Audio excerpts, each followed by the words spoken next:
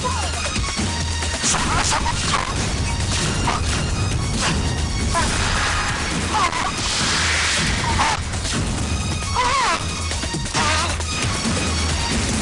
Film बनाई है और इस फिल्म की हीरोइन आप ही है। इसके अंदर तुम्हारी सारी रिकॉर्डिंग है।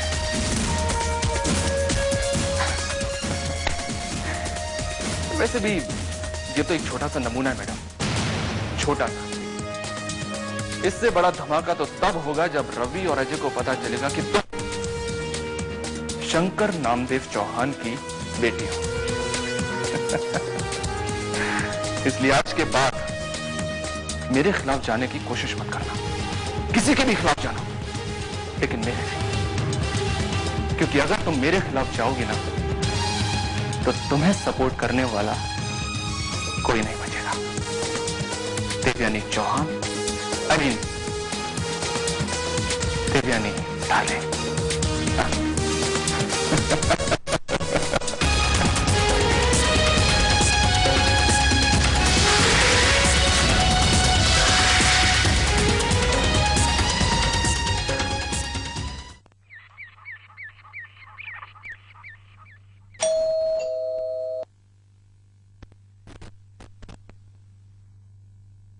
आपके लिए फोन।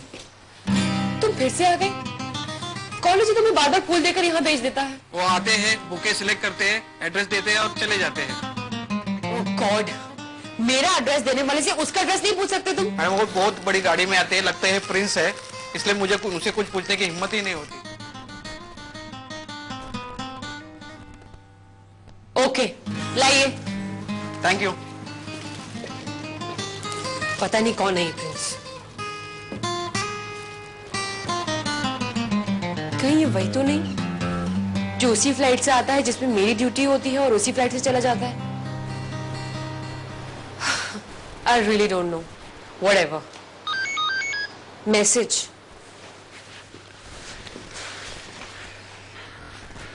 ये फूल तुमसे ज्यादा खूबसूरत नहीं है। इनकी खुशबू तुम्हारे लिए है। रेत पर लेटकर घंटों बचपन से बादलों को देखता रहता था। क्या पता था जो सपना दिल में है वो एक दिन बादलों के बीच हकीकत बनकर सामने आ जाएगा।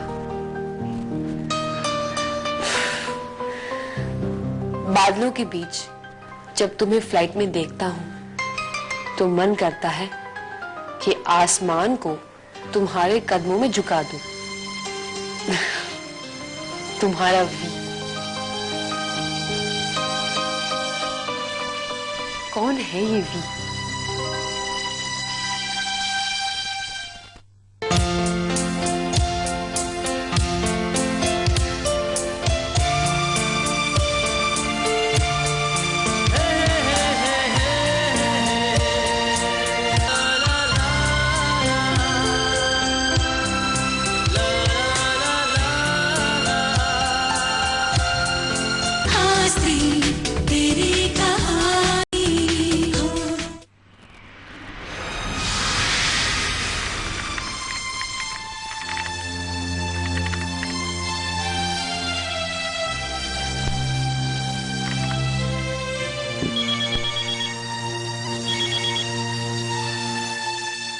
Hello hello hello.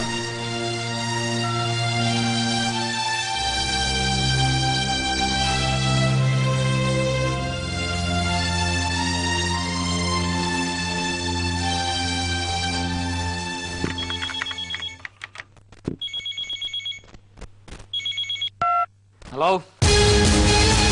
हेलो।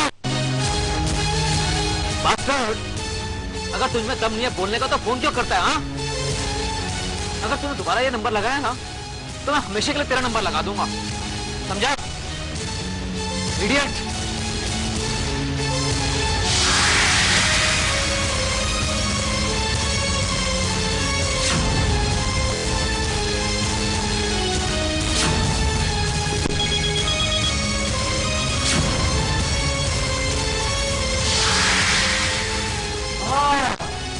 ओहो, तो ये तुम्हारे प्रेमी का नंबर है जो तड़प रहे तुमसे बात करने के लिए। तुमने किसको मेरा नंबर दिया है? कौन है जो मुझे बार बार फोन करके परेशान कर रहा है? मुझे जवाब दो, या आज तो वो रहेगा या फिर मैं। विशाल, आपने मेरे पास अब खुद ही आपका नया नंबर नहीं है। नाटक संजना, मैं तंग आ चुका बार नाटक देख देख कर। तुम देखने में जितनी भोली लगती हो ना, उतनी हो नहीं। तुम एक धोखेबाज औरत हो, समझे? लेकिन मैं तुम्हें यहां सीधा करके रहूंगा। आज तुम्हें अपने मुंह से अपने प्रेमी का नाम बताना होगा। तू बोलेगी?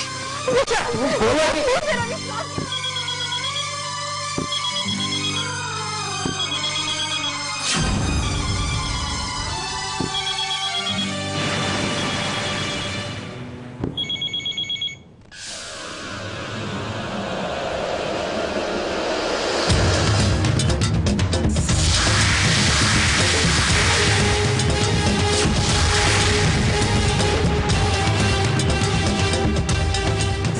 रवि को फोन मिला रही हो? क्यों?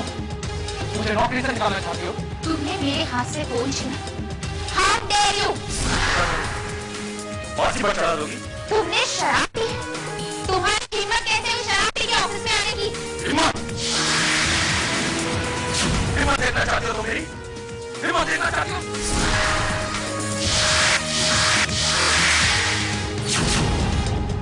Leave me. I said leave me. बहुत हो गई। तुमने क्या मुझे अपनी पर्सनल प्रॉपर्टी समझा? तुमने अपनी सारी हदें पार कर ली। अब तुम नहीं बचोगे। अगर मैं नहीं बचा ना, तुम भी नहीं बचोगी।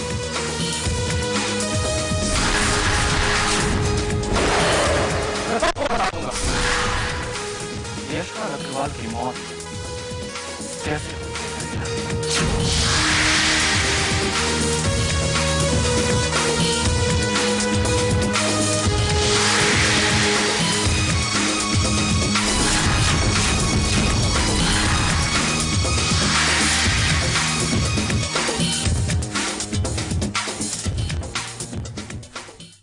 किस सोच में डूबी है भाभी? अजय, नहीं तो कुछ भी नहीं सोच रही। अभी जगजीत आया था मेरे कैबिन में। कहीं जगजीत ने वो रिकॉर्डिंग अजय को तो नहीं दिखा दी है?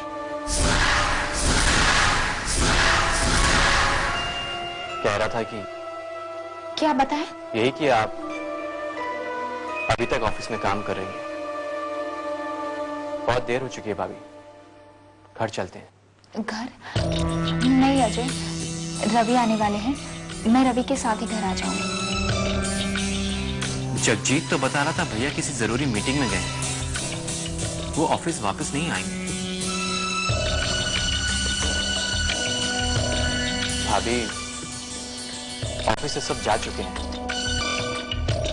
कोई बात नहीं अजय, रवि अभी आते ही होंगे। ठीक है भाभी, मैं चलता हूँ।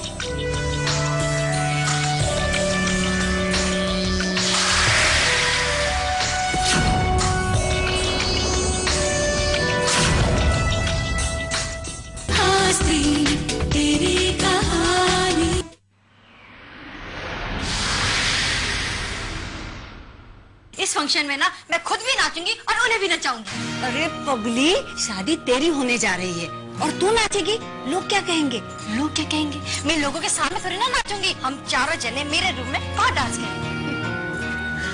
भगवान से ये प्रार्थना है कि तुम्हारा ये भोलापन विशाल की समझ में आ जाए। तुम देखने में जितनी भोली लगती हो ना, उतनी हो नहीं। मैंने उसे अपनी आंखों से तुम्हें घूरते हुए देखा था, लेकिन तुम अभी तक उसी का साथ दे रही हो। विशाल, मैं उसका साथ नहीं दे रही। तुम्हें क्या कर रही हो तुम? हाँ? हमारी तो एक ही बेटी है, बहुत नाजों से पाला है हमने अपनी संजना को। कौन है जो मुझे बार बार फोन करके परेशान कर रहा है? मुझे जवाब दो, या आज तो वो रहेगा या फिर मैं। विशाल, आपने मेरे पास अब खुद ही आपका नया नंबर नहीं है। नाटक! तुम्हारे जैसे ऊंचे विचारों वाले लड़के आजकल बहुत कम मिल रहे हैं। ये हमारी बहुत बड़ी खुशकिस्मती है कि हमारी बेटी को तुम्हारे जैसा वर मिला। संजना, मैं तंग आ चुका बार नाटक देख देख कर। तुम देखने में जितनी भोली लगती हो ना, उतनी हो नहीं।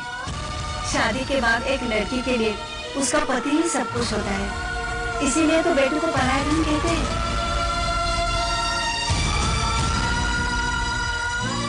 मम्मी पापा कहाँ हैं आप?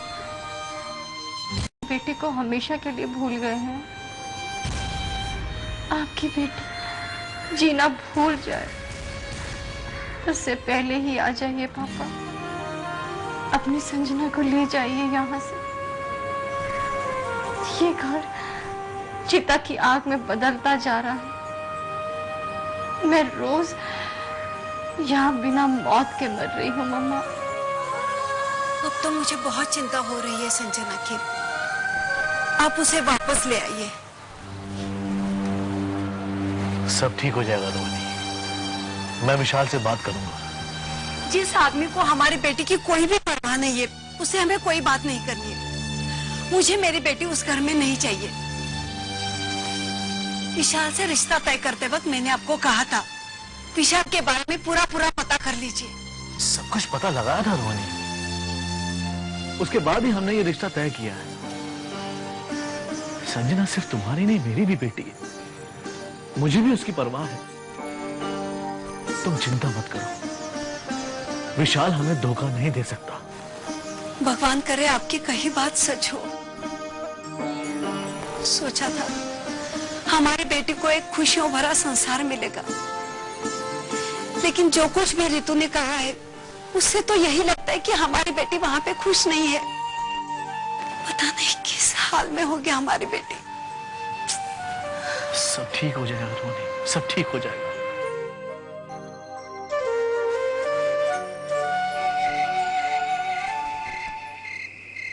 राधा, मेरी कुणाल से बात हुई थी। हम उससे मिलकर तारा के बारे में बात करेंगे। मैं चाहता हूं कि मैं जब भी उससे मिलूं तुम मेरे साथ रहो। तुम खुश तो हो ना? वैसे तुम्हारी कुणाल के बारे में क्या राय? तुम तो उससे मिल चुकी हो। भाई, तारा की जिंदगी का सबसे बड़ा फैसला है, और जहां तक मैं समझता हूं तारा की जिंदगी की सबसे बड़ी खुशी कुणाल है। जिसने मेरी जिंदगी बर्बाद की है, अब मेरा मकसद उसे बर्बाद करना है। मैं तारा को हमेशा खुश देखना चाहता हूं। तुम्हें तारा और कुणाल की जोड़ी कैसे लगती है? नफरत की इस लड़ाई में मुझे किसी की हमदर्दी नहीं चाहिए, और खास करके तुम्हारी तो बिल्कुल नहीं। इस दुनिया में एक लड़की को क्या चाहिए? उसके पास सब कुछ है, इज्जत, शोहरत, दौलत, और सबसे बड़ी बात मोहब्बत।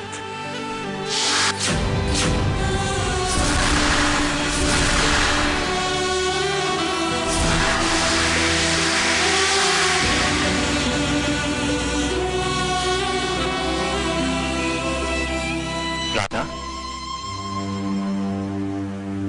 कहाँ हो गई हो? कहीं नहीं, वो मैं कुणाल के बारे में सोच रही थी।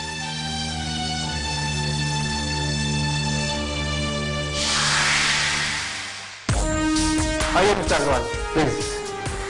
ये है मिस्टर अग्रवाल, जो आपको सही वक्त पर हॉस्पिटल में लेके आए। आज दूसरा दिन है, अपने घर नहीं गए हैं ये।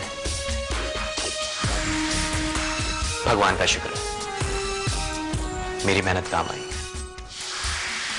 Thank you. आपने मुझे एक नई जिंदगी और एक नया नाम दिया है। आपने जो नाम मुझे दिया है, आज से मेरा नाम वही होगा। आपके इस एहसान का कर्ज शायद मैं इस जन्म में तो नहीं चुका पाऊंगा। अरे नहीं, मैंने आप पे कोई एहसान नहीं किया है। मैंने तो एक जिंदगी बचाकर पुण्य का काम किया है। कहते हैं ना, इंसान के अच्छे कर्म ही उसके जिंदगी में काम आते हैं। इंसान अपने जीवन में जो पुण्य करता है, वही पुण्य इंसान की जिंदगी के पाप के बोझ को कम करता है। मेरे हिस्से में आपको बचाना लिखा था, और आपके हिस्से में ये नई जिंदगी।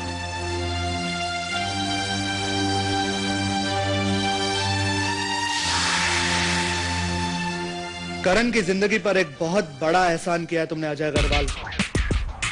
इस एहसान को मरते दम तक नहीं भुला सकता मैं।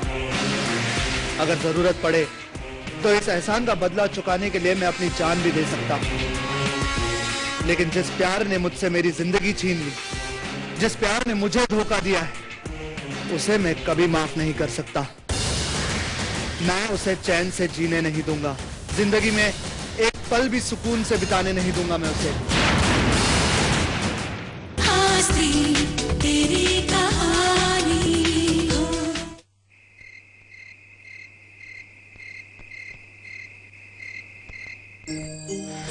भाभी, मैंने कभी भी बच्चों में कोई फर्क नहीं किया, पर हमारे बच्चों में बहुत फर्क आ गया है। वजह जो भी हो भाभी, मैंने कभी नहीं सोचा था कि एक दिन हमारे बच्चे वही संस्कार भूल जाएंगे जिन पर हमें नाज था। तुम चिंता मत करो ललिता, मेरे बच्चों के सर से वक्त ने उनके बाप का साया उठा लिया है, पर उनकी माँ अभी जिंदा है। भाभी, मैं यहाँ बच्चों की शिकायत करने नहीं आई थी। मैं जानती हूँ तुमने बचपन से बच्चों को संभाला है, तुम्हारा पूरा हक है। पता नहीं किसकी नजर लग गई मेरे बच्चों को, जो मेरे बच्चे अपने रास्ते से भटक गए। भाभी, वो है तो हमारे बच्चे ना। अगर वो रास्ते से भटक गए हैं तो उन्हें सही रास्ते पर लाना हमारी जिम्मेदारी है। भाभी, भैया आप हमारे बीच नहीं रहे, इसका मतलब ये थोड़ी ना है कि इस घर की जिम्मेदारी उठाने वाला नहीं रहा। अब ये जिम्मेदारी आपको संभालनी होगी। आपको भैया के दुख से उभरना होगा, वरना कहीं ऐसा ना हो कि हम वक्त के दिए हुए दुख का सामना कर रहे हो और इससे भी बड़ा दुख हमारे दरवाजे पर दस्तक देने की तैयारी कर रहा हो। भाभी, मैं तारा के मैं समझ गई, मैं तारा से बात करूंगी, मैं अपने आप को उनके दुख से बाहर निकालूंगी, मैं अपने फर्ज से मुंह नहीं मोड़ूंगी, अपना हर फर्ज निभाऊंगी, अपने बच्चों को गलत रास्ते पर आगे जाने नहीं दूंगी। मेरा विश्वास करो ललिता। भाभी, मुझे आप पर पूरा विश्वास है, इसलिए मैं आपके पास आई थी। हाँ डैड, मैं तो कभी ये सोच भी नहीं सकती थी कि जगजीत कभी मुझसे ऐसे बात भी कर सकता है। पता नहीं उसके दिमाग में क्या था, क्या प्लान बना के रखा था उसने। डैड, कहीं वो हमारे किए कराए पर पानी तो नहीं फेर देगा? तो उस लायक रहा तो कुछ कर पाएगा ना। उसकी ये हिम्मत कि वो मेरी बेटी को, नामदेव की बेटी को धमकी दे। लेकिन हाँ बेटी, तुम उसके साथ बिल्कुल उसी तरह पेश आते रहना जिस तरह तुम पहले आती थी। हाँ, अगर तुम डगमगा गई ना तो सारी बात बिगड़ जाएगी। मंजिल के करीब जाकर बुज़दिल डगमगा दे और तुम बुज़दिल नहीं। रहा सवाल उसका, उसे तो मैं देख लूंगा। धोखा देने की बात को दूर, वो ऐसा सोच भी नहीं सकता।